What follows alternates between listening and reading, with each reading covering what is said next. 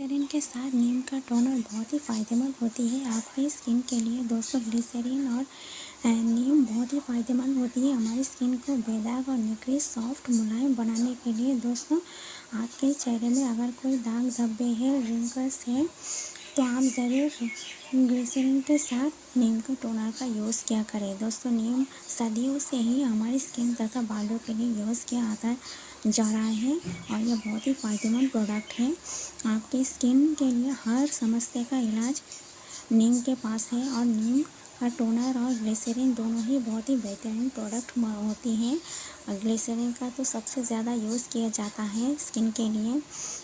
Glycerine और नीम का toner बहुत ही फ़ायदेमंद मानी जाती है। आप इसका हफ्ते में 2 से 3 बार अगर यूज़ करते हैं तो आपकी स्किन पहले से ज़्यादा फेयर, निखरी और मुलायम हो जाएगी। साथ ही आपकी स्किन में कोई फोड़ा फुंसी नहीं होगी। आपकी स्किन हमेशा बेदाग और कोमल होगी।